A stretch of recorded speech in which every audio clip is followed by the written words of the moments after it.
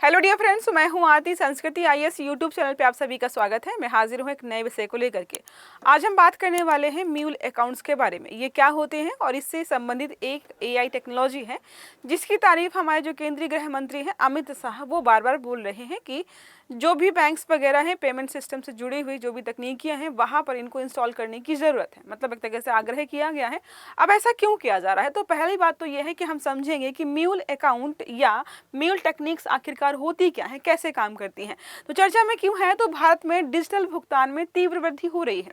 UPI transactions लगातार बढ़ते जा रहे हैं। वैश्विक स्तर पर हम रिकॉर्ड तोड़ जो है डेटा दिखा रहे हैं कि इतने अरब डॉलर्स या इतने अरब रुपीज़ या इतने ट्रांजैक्शंस किए गए हैं, मिलियंस में ट्रांजैक्शंस हो रहे हैं। अब यहाँ पर इसीलिए बोला जा रहा है, केंद्रीय गृह मंत्री इन्होंने सभी बैंकों से बोला है कि म्यूल हंटर AI अपनाने की अपील की है। अब ये क्या है, यही समझने वाले हैं हम। तो AI आधारित यह टूल है रिजर्व बैंक इनोवेशन हब द्वारा विकसित किया गया है। नाम याद रखिएगा, रिजर्व बैंक इनोवेशन हब द्वारा जो है विकसित किया गया है। यह क्या करता है, साइबर सुरक्षा और आर्थिक सुरक्षा प्लस राष्ट्रीय सुरक्षा, तो तीन मुद्दे हैं, साइबर सुरक्षा, आर्थिक सुरक्षा और राष्ट्रीय सुरक्षा। क्योंकि अगर आपके देश में साइबर क्राइम्स बहुत होंगे तो आर्थिक सुरक्षा तो साइट आप भूल जाइए। दूसरी बात यहाँ पर ये हो जाती है कि वैश्विक स्तर पर आपकी छवि खराब होती है कि भाई ये देश तो सेफ ही नहीं है, यहाँ पर बहुत ज़्यादा साइबर फ्रॉड हो रहे हैं। भारत वैश्विक डिजिटल ट्रांजेक्शन्स में अग्रणी है, बहुत ज़्यादा ट्रांजेक्शन हम कर रहे हैं। बात करते हैं इसकी म्यूल हंटर AI आखिरकार यह क्या है। तो AI एक मशीन आधारित या मशीन लर्निंग पर आधारित एक उन्नत एनालिटिक्स टूल है। 2024 दिसंबर में बनाया गया है। उद्देश्य है मनी म्यूल। मनी म्यूल क्या होता है ये समझाऊंगी। मनी म्यूल खातों की पहचान करता है। लगभग हर माह लगभग 20,000 खाते ऐसे हैं जो मनी म्यूल कैटेगरी के तहत आते हैं। बैंकिंग नेटवर्क स्तर पर पैटर्न आधारित जोखिम स्कोरिंग जो है बढ़ती जा रही है। तो बहुत सारे शब्द लगातार आते जा रहे हैं ऐसे कि कुछ समझ ही नहीं आ रहा क्या होता है। मनी म्यूल क्या है, मनी जो है म्यूल हंटर AI क्या होता है। तो म्यूल हंटर AI एक टेक्निक है, AI आधारित है जो म्यूल अकाउंट्स को ट्रैक करने में मदद करती है। अब हम समझेंगे म्यूल अकाउंट्स क्या होते हैं। इनका इस्तेमाल होता है एक तरीके से लेयरिंग करने के लिए। समझिए, म्यूल का मतलब होता है गधा। गधा किसी और व्यक्ति का भार उठाता है जो उसकी जिम्मेदारी नहीं है। तो सिमिलर यहाँ पर होता है कि एक ऐसा बैंक अकाउंट जिस व्यक्ति को जरूरत है वो उसका बैंक अकाउंट नहीं है, किसी दूसरे व्यक्ति का बैंक अकाउंट लेता है, उससे बोलता है कि तुम मेरा ये पैसा अपने अकाउंट में रखो और मैं तुम्हें इसके बदले कुछ कमीशन दूंगा। तो कमीशन बेस्ड पर व्यक्ति अपना बैंक अकाउंट किसी दूसरे व्यक्ति को मान लीजिए कि ऐसे दे रहा है, बस उसको पैसे मिलने या पैसे से मतलब है। इन्हीं को हम बोलते हैं म्यूल अकाउंट। ठीक है। अब ये अकाउंट्स मनी लॉन्ड्रिंग, अवैध सट्टेबाजी, विदेशी मुद्रा भंडार और कर चोरी के लिए इस्तेमाल किए जाते हैं। अब जो भी इसमें लोग फंसते हैं मैक्सिमम, सोचिए जब म्यूल अकाउंट ब्लॉक हो गए, उसकी जानकारी निकाली गई तो फंसेगा कौन? यही भोला भाला व्यक्ति जो आसानी से धन कमाने के लालच में, गधे जो होते हैं वो बहुत भोले भाले, बहुत सबसे ज़्यादा बेवकूफ़ और जो है सबसे ज़्यादा सीधा जानवर यही होता है। भागीदारी के लिए मजबूर करके खोला जाता है। अब बात करते हैं इसमें मनी लॉन्ड्रिंग के 3 चरण होते हैं, 3 तरीके होते हैं। पहला होता है प्लेसमेंट। प्लेसमेंट का मतलब है कि पैसे को मार्केट में रिलीज करना है, धन प्रणाली में डाल देना है कैसे भी करके। दूसरा होता है लेयरिंग।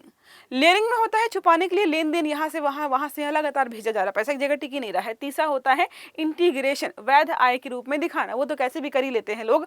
जो हमने पढ़ा अभी म्यूल अकाउंट्स वो आते हैं लेयरिंग के तहत, क्योंकि इनमें लगातार ट्रांजैक्शंस को एक जगह से दूसरी जगह, दूसरी जगह से तीसरी जगह, ऐसे अकाउंट्स में यह घूमता रहता है। बात करें सिस्टम काम कैसे करता है। कम समय में बहुत बड़ी राशि अचानक से किसी व्यक्ति के अकाउंट में आ जाती है। निष्क्रिय खाते में अचानक से बहुत सारे पैसे आ जाएंगे। संदिग्ध संकेत है, कैसे पकड़ना है इन लोगों को। तो ये देखो बिहेवियर है जिसके माध्यम से ये जो टेक्निक है या जो एक AI है वो यहाँ पर कैप्चर करेगा कि भाई इस अकाउंट को जरा देखो, कम समय में बहुत बड़ी राशि आई है, निष्क्रिय बढ़ा था, अचानक से बहुत करोड़ों रुपए आ गया है। कई खाते जो है त्वरित फंड डाइवर्जन की, लगातार इससे पैसे आ और जा रहे हैं। जोखिम स्कोर आधारित फ्लैगिंग होगी, बैंकों को रियल टाइम अलर्ट्स मिलते रहेंगे। संस्था का ढांचा यहाँ पर देखें तो दिसंबर 2026 तक सभी बैंकों में म्यूल हंटर AI को अपनाने की बात कही जा रही है।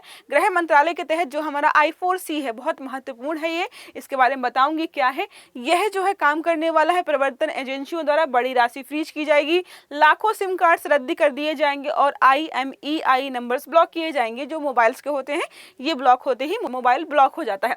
बात करते हैं I4C के बारे में। गृह मंत्रालय की एक प्रमुख पहल है। जब भी डिजिटल फ्रॉड, साइबर फ्रॉड की बात आती है और सबसे बड़े संस्थान की बात हो तो आप इसी को कंसिडर करिएगा। यह बहुत बेहतरीन संस्था है, साइबर अपराधों को देखता है, ट्रैक करता है, समन्वित तरीके से निपटाने का प्रयास करता है। यह बात करते हैं जो विशेष रूप से महिलाओं और बच्चों के विरुद्ध अगर कोई साइबर बुलिंग या साइबर रिपोर्टिंग अपराधों की रिपोर्टिंग हुई होती है तो उसके लिए त्वरित काम करने के लिए बनाया गया है। इसके लिए हेल्पलाइन नंबर है 1930 या फिर आप विजिट कर सकते हो cybercrime.gov.in पर। ये इसके बारे में सारी जानकारी यहाँ पर खत्म होती है। आंतरिक सुरक्षा के बारे में बात करते हैं तो साइबर अपराध बढ़ेगा तो गैर पारंपरिक सुरक्षा खतरा हो जाएगा, सीमा पार साइबर हमले होंगे, डिजिटल इंफ्रा की सुरक्षा का प्रश्न उठेगा। अर्थव्यवस्था पर क्या प्रभाव पड़ेगा तो भाई डिजिटल प्रणाली थोड़ी सी ध्वस्त हो जाएगी, लोग जो है थोड़ा डरने लग जाएंगे। हम जो वित्तीय समावेशन के बारे में बात कर रहे हैं वो कम होगा। बैंकिंग प्रणाली में लगातार NPA जो है बढ़ रहा है, वो भी कम हो सकता है। शासन और प्रौद्योगिकी के बारे में बात करते हैं तो AI आधारित हम स्मार्ट गवर्नेंस को अपना सकते हैं, रेगुलेटरी टेक्नोलॉजी का इस्तेमाल करेंगे और डेटा आधारित नीति निर्माण करेंगे कि हमें कहां पर किस प्रकार की नीति को अपनाने की जरूरत है। संवैधानिक और विधिक अधिकार को देखें तो article 21 privacy, right to privacy वही वाला है। पुट्टास्वामी जो है केस हुआ था, जो बैंकिंग विनियमन अधिनियम 1949 का है, सूचना प्रौद्योगिकी अधिनियम हमारा 2000 का, इनके तहत कार्यवाही वगैरह होती है। चुनौतियां क्या है? फॉल्स पॉजिटिव हो सकता है किसी व्यक्ति के खाते में पैसे आए तो हों लेकिन सच में वो म्यूल अकाउंट ना हो, तो कभी कभार भाई नॉर्मल पर्सन भी फंसेंगे। जैसे गेहूं के साथ घुन पिसता है ना, यहाँ पर भी वही होगा। डेटा सुरक्षा और साइबर सुरक्षा का खतरा हो सकता है। सभी सहकारी व ग्रामीण बैंकों को समस्या झेलनी पड़ती है क्योंकि वो पढ़ नहीं सकती है, क्योंकि तकनीकी क्षमता उनमें थोड़ी कम होती है। साइबर अपराधी भी काफी स्मार्ट होते हैं भाई, वो भी AI का इस्तेमाल कर सकते हैं। और अंतरराष्ट्रीय अधिकार क्षेत्र के तहत कोई मामला होगा तो वो उसको कैसे आप मैनेज करेंगे। नया पहलू यहाँ पर यह है कि AI बनाम AI है, आप AI का इस्तेमाल करेंगे, वो भी AI का इस्तेमाल करेंगे। तो अब जो वॉर हो रहा है वो इंसानों के बीच नहीं, AI के बीच हो रहा है। डीफेक का इस्तेमाल कर सकते हैं, क्रिप्टो करेंसी के माध्यम से लेन देन हो सकता है, या फिर डार्क वेब इकोसिस्टम। ये सारे नए पहलू हैं जिन पर हमें बात करनी चाहिए।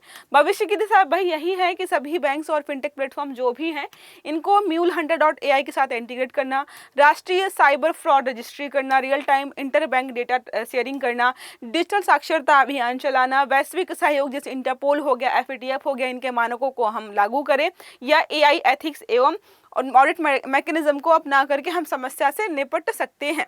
प्रश्न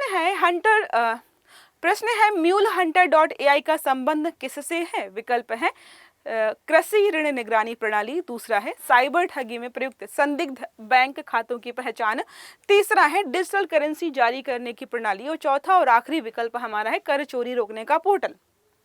सही आंसर आपको देना है कमेंट बॉक्स में। आई होप ये आर्टिकल आपको समझ में आया होगा। अगर वीडियो अच्छा लगा है तो लाइक करना है, चैनल को सब्सक्राइब करना है, बेल आइकन दबाना है ताकि जितने भी इस प्रकार के आर्टिकल्स हैं वो सारे आपको समय पर मिलते रहें।